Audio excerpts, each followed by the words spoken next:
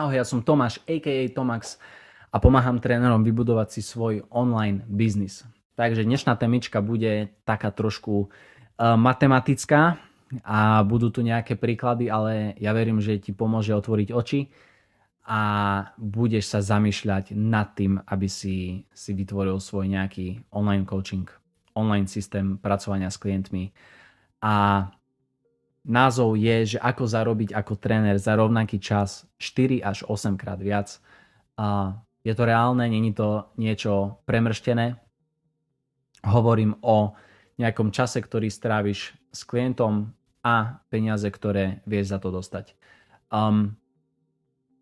Ja som to mal presne takisto, takže hovorím z vlastnej skúsenosti aj zo skúsenosti ostatných, ktorí viem, že robia podobne ako ja.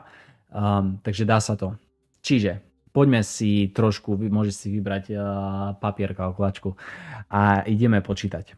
Čiže bežný osobný tréner, ktorý funguje na osobných tréningoch vo fitku s klientmi.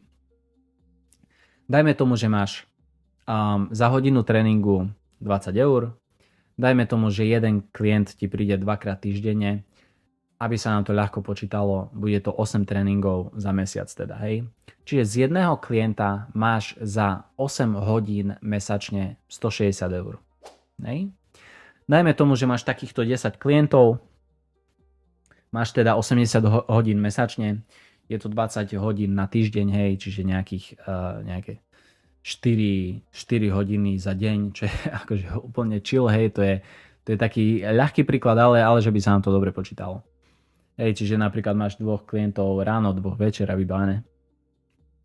Čiže takto robíš 20 hodín týždenne a je to 80 hodín mesačne. Ak si to spočítaš krát 20 na hodinu, tak je to 1600 eur mesačne. Čo je akože celkom fajn, nenarobíš sa veľa, robíš pondelok až piatok po 4 hodiny denne a vybavené máš 1600. Čo je akože dobre. Avšak, zamysli sa nad týmto. Ten servis, ktorý poskytuješ, je čisto len to, že máš tréning s klientom. Riešiš len jednu zložku, ktorú z viacerých, ktorú ten klient potrebuje na to, aby mal výsledky. Ktorú ty potrebuješ na to, aby si mal s tým klientom výsledky, lebo ty si zodpovedný za výsledky. Hej, okrem klienta. Ale proste, keď sa niečo nepodarí, ty budeš na vine, lebo ty si tréner, ty si to mal robiť inač. A samozrejme bereš plnú zodpovednosť za všetko, čiže teda mal by si, takže je to tak. Čiže ty riešiš len ten tréning. Neriešiš s ním stravu. Neriešiš s ním nejaký lifestyle, spánok, sociálne nejaké udalosti, to ako chodí vonku, čo robí vonku a tak ďalej. Si s ním 2 hodiny za týždeň. Týždeň má 168 hodín. Ty si s ním 2 hodiny. OK, možno si sem tam vymieníte nejakú správu, že čo a jak. Hej. Možno. Boh vie. Hej. Čiže, čo si myslíš, aké výsledky budeš mať s tým človekom, hej, ak budeš riešiť len tréning proste? No pravdepodobne nie maximálne, aké by mohli byť. Hej. Čiže na jednej strane ty dávaš slabý servis, tvoj klient dostáva slabý servis, lebo riešite len jednu vec. A OK, máš za 80 hodín mesačne, hej, nejaký príjem 1600, dajme tomu, jak sme si vypočítali. Teraz ti poviem, že ak by si rozbehol online coaching, tak jeden klient ťa vyjde v prvý mesiac nejaké 2 hodiny mesačne. To je reálne číslo. Prvý mesiac preto sú to 2 hodiny napríklad, pretože potrebuješ si s ním zavolať ideálne, predtým, jak ho naberieš. Potrebuješ mu spraviť ciele, prejsť vstupný formulár, spraviť tréning a potom s ním mať check-iny napríklad každý týždeň. Venuješ tomu check-inu, dajme tomu 15 minút, hej? A vybavené. Čiže to sú 2 hodiny za mesiac. Len na chvíľku sa sám preruším a ak sa ti páči, čo tu vidíš, čo tu počúvaš, a nejakým spôsobom to posúva tvoj biznis dopredu, budem veľmi rád, ak o mne povieš svojim kamošom, trénerom, a ak budeš sledovať môj Instagram Tomax Business, kde sú ďalšie rady, taktiež ma poteší like, odber, poďme ďalej.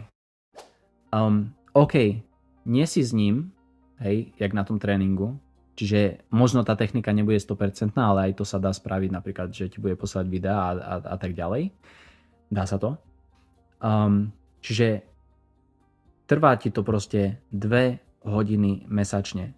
Dajme tomu, že si nastavíš cenu, aby sa to ľahko počítalo, na 160 eur mesačne, čo je akože celkom v pohode cena, ktorú ľudia sú ochotní platiť, ak si dobrý. A nie je tu nič ešte prehnané, nie je to vysoké, hej, lebo sú aj do blúdu ceny.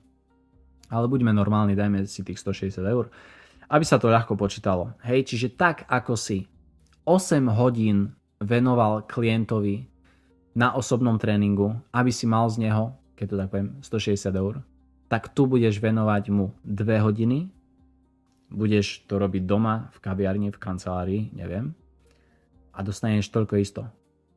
Čiže 2 hodiny versus 8 hodín. Je to 4 krát menej, keď robíš na online coachingu, máš rovnakú sumu. Čiže už takto vieš zarobiť proste 4 krát viac za rovnaký čas. A to je len prvý mesiac. Prvý mesiac je tráviš s tým klientom viacej času, pretože mu robíš ten infohovor, robíš mu vstupný formulár, robíš mu tréning. Potom od 2. mesiaca mu stále venuješ menej času reálne, pretože už mu vlastne len robíš, OK, raz za mesiac možno, alebo raz za 2 mesiace spravíš nejaký tréning, ktorý keď vieš robiť, tak to máš za 5-10 minút. A robíš mu check-iny. Dajme tomu, hej, každý týždeň, čo je taká asi klasika. Dostaneš od neho niečo, dajme tomu 5-minútovú hlasovku, ty mu dáš 5-minútový check-in naspäť, vybavené. Je to 10 minút za týždeň. Je to 40 minút za mesiac, plus nejaký ďalší čas, nejaké ďalšie minúty, keď mu napíše v strede týždňa, keď si trošku popíšete, OK, zaberie to možno 10-15 minút za mesiac, reálne. Čiže to je asi hodina času, ktorú stráviš na tom klientovi, ktorý ti platí 160 eur mesačne. Čiže to už zarábaš 8 krát viac, ako keby si mal toho klienta proste len na osobný tréning. Čiže takto sa dá zarobiť 4 až 8 krát viac. Plus, ak si myslíš, že online coaching nie je nejaký dobrý servis, alebo teda je horší ako to, že keď si osobne s klientom, nie je to tak. Pri online coachingu ho kvázi riešiš každú 1 hodinu, ktorú on funguje.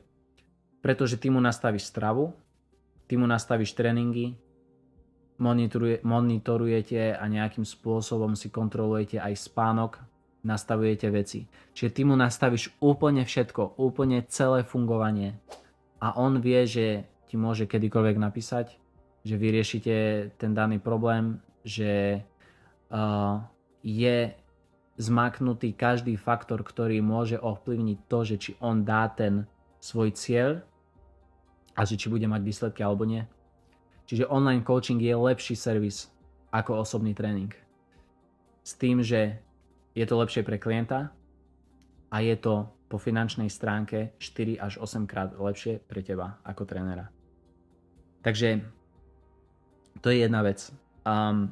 Ďalšia vec je to, že ak robíš len osobné tréningy, ak si ty chorý, vypadne ti príjem. Ak ti nepríde klient, vypadne ti príjem.